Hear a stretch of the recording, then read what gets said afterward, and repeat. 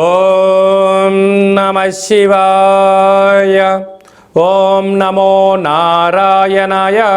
ఓం శ్రీ స్వర్ణాకర్షణ కాళభైరవాయ నమో నమః. నరదృష్టి నివారణ కాళభైరవాయ నమో నమః.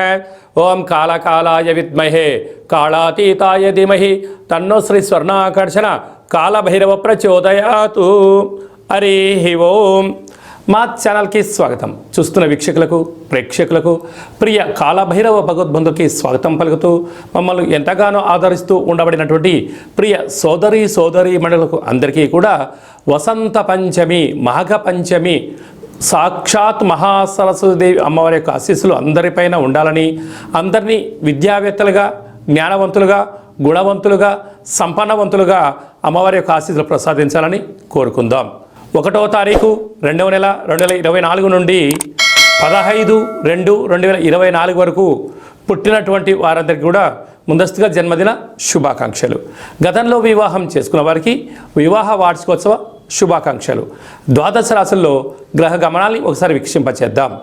మేషరాశిలో గురువు, కన్యరాశిలో కేతు సంచార స్థితి, ధనుసు రాశిలో కుజుడు బుధుడు శుక్ర సంచార స్థితి, మకర రాశిలో రవి సంచార స్థితి, కుంభరాశిలో శనిచర స్వామి స్వక్షేత్ర సంచార స్థితి, మీనరాశిలో రాహు సంచార స్థితితో ద్వాదశ రాశుల్లో గ్రహ గమనాలు ఈ విధంగా ఉన్నాయి. 6వ తారీఖున కుజుడు మకర రాశిలోకి ప్రవేశం, 12వ తారీఖున శుక్రుడు మకర రాశిలోకి ప్రవేశం, 14వ తారీఖున రవి భగవానుడు ఏడాది తర్వాత కుంభరాశిలోకి సంచార స్థితి, అక్కడే ఉండబడినటువంటి శనితో కలిపి రవి సంచార స్థితి ఉంటుంది. కనుక ద్వాదశ రాశిలో గ్రహ గమనాల్ని అనుసరిస్తూ ఈ యొక్క పక్షం రోజుల్లో ఎలా ఉండబోతుందో సవివరంగా సంపూర్ణంగా తెలుసుకుందాం. వృశ్చిక రాశి వారు మాఘ పంచమి సందర్భంగా ఎలాంటి విధి విధానాలు పాటించాలో ఈ వీడియోలో సవివరంగా సంపూర్ణంగా తెలుసుకుందాం. వృశ్చిక రాశిలో ఈ నక్షత్రాల వ్యవస్థనిగా విశాఖ నక్షత్రంలోని చివరి పాదమైన 4వ పాదము, అనురాధ నక్షత్రంలోని 4 పాదాలు, జ్యేష్ఠ నక్షత్రంలో 4 పాదాలు కలిపితే వృశ్చిక రాశి. చాలామందికి పుట్టినటువంటి కాల సమయంలో డేటా బర్తులు లేనటువంటి కారణం వలన పేరు యొక్క మొదటి అక్షరాన్ని అనుసరిస్తూ ఆ రాశిని తెలుసుకునే ప్రయత్నం చేద్దాం. తో, నా, నీ, ను, నే, నో, యా, యు అక్షరాల వారందరూ వృశ్చిక రాశి జాతకులే. వృశ్చిక రాశి యొక్క అధిపతి కుజుడు అవడం వలన అమ్మవారికి తెలుపు ఎరుపు రంగు పుష్పాలతో అర్చన చేయడము, గాజులను సమర్పించడము, కుంకుమార్చన చేయించుకోవడం వలన అమ్మవారి యొక్క ఆశీస్సులు పుష్కలంగా వీరికి అందుతాయని చెప్పి గమనించాలి. వీరికి ధనస్థానంలో కుజుడు మరియు శుక్ర సంచార స్థితి కారణం వలన, కుజదోష ప్రభావ కారణం వలన దయచేసి అప్పులు కానీ, వస్తువులు కానీ, క్రయ విక్రయాలు కానీ యోగదాయకం కావు అనిపించే పరిస్థితి ఉంటుంది. కనుక మీరు ఆందోళన చెందనక్కర్లేదు. కొంతకాలం మౌనంగా ఉంటే కాలం అనేది మీకు మంచి అవకాశం ఇవ్వబోతుంది. తృతీయ స్థానంలో బుధాదిత్య రాజయోగ కారణం వల్ల ప్రభుత్వ ఉద్యోగం ప్రయత్నం చేసేవారికి చాలా మంచి కాలము. తల్లిదండ్రుల నుంచి మీకు వచ్చేటువంటి ప్రభుత్వ ఉద్యోగ అవకాశాలు రావడము, మీ ఇంట్లో ప్రభుత్వ అధికారుల సలహాలు సూచనలు పాటించడం వల్ల గృహాలు, వాహనాలు, భవనాల్లో అద్భుతమైన విజయం మీ సొంతం కాబోతుంది. అర్ధాష్టమ శని సంచార స్థితి కారణం వలన శనివారం రోజున, మంగళవారం రోజున, అష్టమి తిథి అందున దూరావాయు జల ప్రయాణాలు పెట్టుకోకపోవడం ఉత్తమోత్తంగా భావించాలి. సంతాన స్థానంలో రాహు సంచార స్థితి ఉండడం వలన నూతనంగా వివాహమైన వారికి సంతాన యోగం, చదువులు, అభివృద్ధి, కెరియరు, వ్యాపార రంగాల్లో పెట్టుబడులు యోగదాయకం. 6వ స్థానంలో గురు సంచార స్థితి ఉండడం వలన నిత్యము ఏదో తెలియని ఆందోళన, ఆధ్యాత్మికత లోపించడం, ఆరోగ్య పరిస్థితి అనుకూలంగా లేని పరిస్థితి ఉంటుంది. కనుక సకాలంలో తిండి, సకాలంలో నిద్ర, తగు వ్యాయామం అవసరం వలన ఒత్తిడిని దూరం చేయడం వలన నిద్రలేని రాత్రులు లేకుండా ఉండే అవకాశాలు చాలా అధికంగా ఉంటుంది. లాభస్థానంలో కేతు సంచార స్థితి ఉండడం వల్ల మీ దూరపు చూపు, లాంగ్ విజన్, అనేక రకాలమైన పెట్టుబడులు, ఆకర్షణ విధానంలో అద్భుతమైన విజయం మీ సొంతమవుతుంది. స్వయం వృత్తులు, సేవారంగాలు, వ్యాపార రంగ కార్యక్రమాల్లో స్వయంగా కార్యక్రమాలు చేసేటువంటి గృహ భవన నిర్మాణ కార్యక్రమాల అందరికీ కూడా యోగదాయకం అని చెప్పి గమనించాలి. ఫిబ్రవరి మాసంలో ప్రథమార్థంలో ముఖ్యమైనటువంటి పండుగల గురించి క్లుప్తంగా సవివరంగా సంపూర్ణంగా తెలుసుకుందాం. 3వ తారీఖున బహుళాష్టమి విశాఖ నక్షత్రము శనివారం సందర్భంగా, అలాగనే 9వ తారీఖు 2వ నెల 2024 పుష్యమాస అమావాస్య కళౌ వెంకటనాయక అనే వెంకటేశ్వర స్వామి యొక్క జన్మ నక్షత్రం అవ్వడం వలన శ్రీ క్షేత్రపాలక కాళభైరవ స్వామి వారి యొక్క పూజ, అర్చన, కాళభైరవ అష్టకం చదవడం, వినడం యోగదాయకం అని చెప్పి గమనించగలగాలి.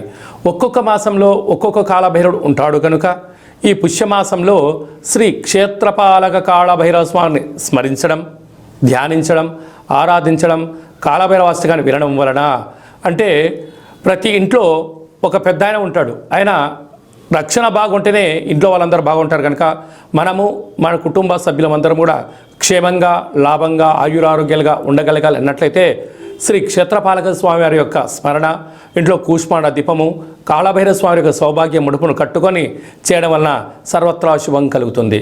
అలాగా మీకు ఇంట్లో చేసుకోలేనటువంటి వసతి లేనటువంటి వారందరూ ఈ కింది నెంబరు సంప్రదించినట్లయితే, మీ గోత్రనామాలు పంపించినట్లయితే మీకు వీడియో కాల్ ద్వారా మన యొక్క నరదృష్టి నివారణ కాళభైరవ స్వామి యొక్క దేవాలయంలో అర్చన, అభిషేకము, కూష్మాండ దీపము, హోమ కార్యక్రమంలో చేయించి స్వామి యొక్క ప్రసాదాన్ని మీకు కొరియర్ ద్వారా ఇంటికి పంపించడం కూడా జరుగుతుంది. అలాగనే మనకు 10వ తారీఖు నుంచి, ఫిబ్రవరి 10వ తారీఖు నుంచి మాఘమాసం ప్రారంభము.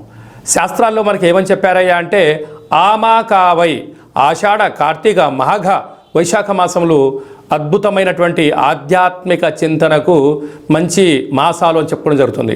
కనుక మాఘమాసంలో పరమేశ్వరుడి యొక్క స్మరణ, స్వామివారి యొక్క దర్శనం, అభిషేకం వలన యోగం కలుగుతుందని చెప్పి గమనించగలగాలి. 14వ తారీఖున మాఘశుద్ధ పంచమి, మాఘ పంచమి, సాక్షాత్క మహాసరస్వతీదేవి అమ్మవారు భూమండలంలో ఉండబడినటువంటి అందరికీ వాక్కును ప్రసాదించేటువంటి స్వామివారు కనుక అందరికీ విద్యా వినయ సంపన్నం అంటారు. విద్య ద్వారా వినయం, వినయం ద్వారా ఉద్యోగం, ఉద్యోగం ద్వారా ధనం, ఆ ధనం దుర్వినియోగం కాకుండా సద్వినియోగం ఎలా పరుచుకోగాలో మనకు సరస్వతి మాత ఆశీస్సులతో ఉండడం జరుగుతుంది. అందుకే మనము 3వ సంవత్సరం చిన్నపిల్లలకు పడగానే మొట్టమొదటి అక్షరాభ్యాసం ఎప్పుడు చేయించాలి అని చెప్పి అనేక మంది తల్లిదండ్రులు ఎదురు చూస్తూ ఉంటారు. ఆ రోజు మీ యొక్క చిన్నపిల్లలని సరస్వతి మాత దేవాలయానికి తీసుకొని వెళ్ళి అక్షరాభ్యాసం ఓం నమ శివాయ సిద్ధం నమమ అనేటువంటి మంత్రాంతో సరస్వతి మాత పూజ చేయించి వ్రాయించడం, అలాగనే చదువుతూ ఉండబడిన విద్యార్థులందరూ కూడా బుక్స్లు, పెన్నులు, స్లేట్స్, ల్యాప్టాప్స్, ఈ ప్రస్తుత కాలమాన ప్రకారంగా ఆధునికంగా చదువుకునే ఏ వస్తువులైనా కూడా అమ్మవారి దగ్గర పెట్టి పూజ చేసి, లేదంటే ఆ కుంకుమను తీసుకొని వచ్చి పూజ చేసుకోవడం వలన సంగీతము, సాహిత్యము, నృత్యము అనేక కార్యక్రమాల్లో విజయానికి అమ్మవారి యొక్క ఆశీస్సులు ఉంటాయని చెప్పి గమనించగలగాలి. ఆ రోజు వీలైనంత వరకు కూడా మనకు తెలుపు రంగు వస్త్రాలు ధరింపచేయడము, చక్కెర పొంగలి లాంటివి, పాయసంతో కూడుకున్నటువంటి దద్దోజనం లాంటివి నైవేద్యం అమ్మవారికి పెట్టి 10 మంది భక్తులకు ప్రసాదం పంచడం వలన అమ్మవారి యొక్క కృప కటాక్ష వీక్షణలు మన అందరిపైన ప్రసరిస్తాయని చెప్పి గమనించాలి. కనుక అదే కాకుండా ఈ యొక్క ఫిబ్రవరి నెలలో ఈ ప్రథమార్థం అంతనూ కూడా అద్భుతమైన విజయం ఇంకనూ సాధించగలగాలి అన్నట్లయితే ఈ యొక్క పాత్ర కంచు పాత్ర అంటారు. స్వర్ణాకర్షణ కాళభైరవ స్వామి వారి యొక్క అక్షయ పాత్ర. అక్షయము అనగా నశించబడినటువంటిది. కాళభైరవుడు అనగా కాలాన్ని శాసింపజేసే శక్తి కేవలం కాళభైరవుడికి మాత్రమే ఉంటుంది. కాళభైరవ స్వామివారు కాశీక్షేత్రంలో ఉండడము, కాశీక్షేత్రానికి క్షేత్రపాలకుడుగా ఉండడం జరుగుతుంది. అలాగే ఉజ్జయిని క్షేత్రంలో కూడా అక్కడ ప్రాంతానికంతుడు ఆయనే తిరుగులేని చక్రవర్తి. అలాంటి ఆ కాళభైరవ స్వామి స్మరణ, ధ్యానము, అలాగే ఈ అక్షయ పాత్ర మన గృహంలో ఉంచుకొని ప్రతిరోజు ఉదయము, సాయంత్రము మీరు పూజా కార్యక్రమం ముగించుకున్న తర్వాత 2 అగరబత్తులను తిప్పి ఈ యొక్క కర్ర సహాయం ద్వారా వీటిని ఇలా చిన్నగా శబ్దం చేసినట్లయితే ఓంకార శబ్దం రావడం జరుగుతుంది. అలాగా ఈ ఓంకార శబ్దాన్ని ఎలా సృష్టించాలి అన్నట్లయితే మనము గృహంలో ఇసురాయిని ఎలా తిప్పుతామో అలా చిన్నగా ఇక్కడ తిప్పగలిగినట్లయితే ఓంకార శబ్దం రావడం జరుగుతుంది. ఈ యొక్క శబ్ద తరంగాల ద్వారా మానవుని శరీరంలో ఉండబడినటువంటి మూలాధార, స్వధిష్టాన, మణిపూర్వక, విశుద్ధ, అనహత, ఆజ్ఞా చక్రాలు వికసింపచేసి గృహంలో ఉండబడినటువంటి నరదృష్టి, శత్రుదృష్టి, భూత, ప్రేత, పిచాచ, బ్రహ్మర, యక్షర, యమదూత, శాకిని, డాకిని, గ్రహ దోషాలు, తంత్ర ప్రయోగాలు, తాంత్రిక ప్రయోగాలు, నరదృష్టి దోషాలు తొలగిపోతాయని చెప్పి గమనించాలి. మరొక్కసారి శబ్దం చేసే ప్రయత్నం చేద్దాం.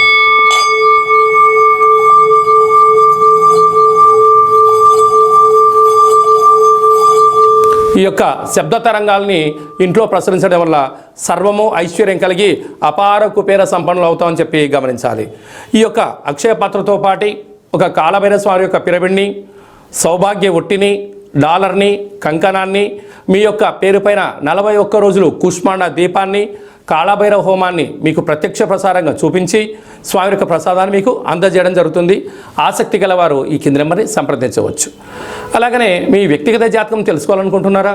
మీ పుట్టినటువంటి తేదీ, నెల, సంవత్సరం, పుట్టిన సమయం రాసి మీరు వాట్సాప్లో పంపించగలిగినట్లయితే సంపూర్ణంగా 100 సంవత్సరాల జాతకాన్ని రాసి పంపించి మీరు పుట్టినప్పుడు గ్రహ గమనాలు ఎలా ఉన్నాయి, ప్రస్తుతం ఎలా ఉన్నాయి, రాబోయే కాలంలో ఎలా ఉన్నాయో సవివరంగా సంపూర్ణంగా తెలియజేయడం జరుగుతుంది.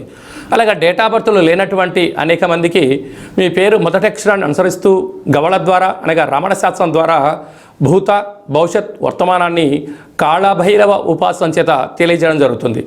ఆ పేరు కూడా సక్రమంగా లేదు, ఒక్కొక్కరికి 2-3 పేర్లు ఉన్నాయి అనుకుంటున్న వారికి వారి యొక్క ముఖఛాయలను అనుసరిస్తూ వారి యొక్క చేతి యొక్క హస్తరేఖలను గమనిస్తూ గవలు వేసి తెలియజేయడం జరుగుతుంది.